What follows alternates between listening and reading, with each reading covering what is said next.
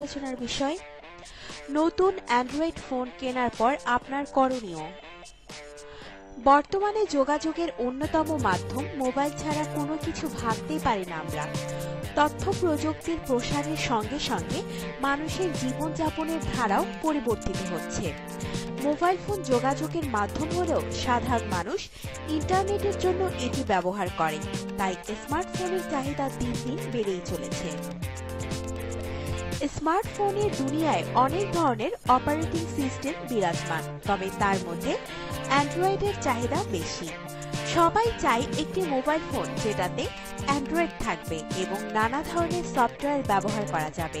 তাই Android phone কেনার পর কিছু কিছু কাজ করে রাখলে এটির ব্যবহার আরো বেশি সহজ হবে।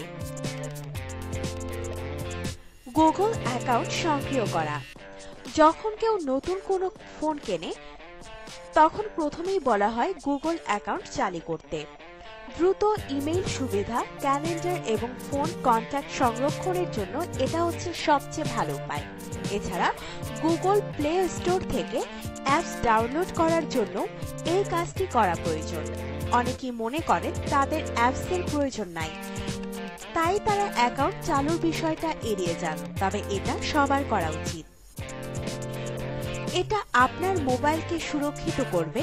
এটা একদিকে যেমন আপনাকে অ্যান্ড্রয়েড মার্কেটে প্রবেশের সুযোগ করে দিবে, তেমনি এটি আপনার কন্ট্যাক্টকে প্রতিনিয়ত সিনক্রোনাইজ করবে। ফলে কখনো যদি আপনার মোবাইল ফোনটি হারিয়েও যায় তবুও কন্ট্যাক্ট হারানোর ভয় থাকবে না।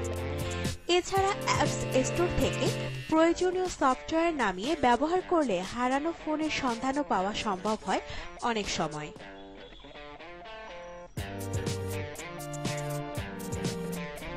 ওয়াইফাই ব্যবহার করা।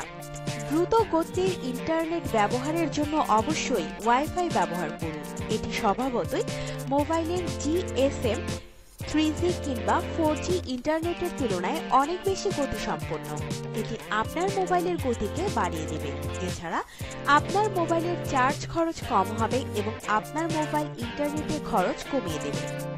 তাই যেখানে ওয়াইফাই ব্যবহারের সুযোগ থাকবে সেখানে অবশ্যই ব্যবহার করবেন। আপনার সোশ্যাল অ্যাপগুলোর আপডেট নিয়ন্ত্রণ। মোবাইলে আপনি হয়তো অনেক সোশ্যাল অ্যাপ অথবা খবরের জন্য অ্যাপ ব্যবহার করে থাকেন। সেক্ষেত্রে এই অ্যাপগুলো কত দ্রুত আপডেট হচ্ছে সেটা নিয়ন্ত্রণ করা জরুরি। ইন্টারনেট পাওয়ার সঙ্গে সঙ্গে যদি সমস্ত অ্যাপ আপডেট হতে শুরু করে তবে সেটা মোবাইলের গতি কমিয়ে দেয়, সেই সঙ্গে চার্জ খরচ বাড়িয়ে দেয়।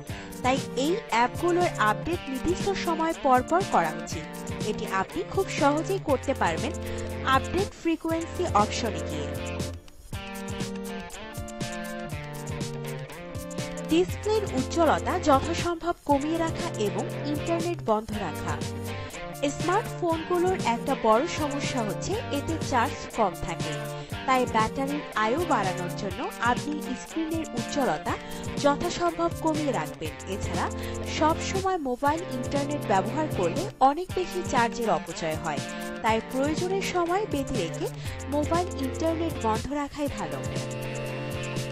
গুগল টকে লগ ইন করুন।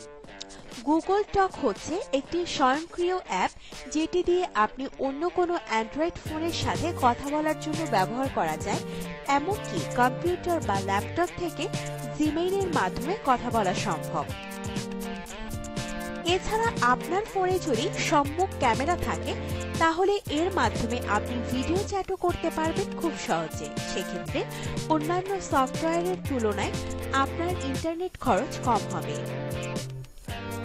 আপনার জীবনকে আনন্দময় করে তুলতে এবং বিভিন্ন স্বাস্থ্য টিপস ও পরামর্শ পেতে আমাদের চ্যানেল সাবস্ক্রাইব, লাইক ও শেয়ার করবেন। ধন্যবাদ।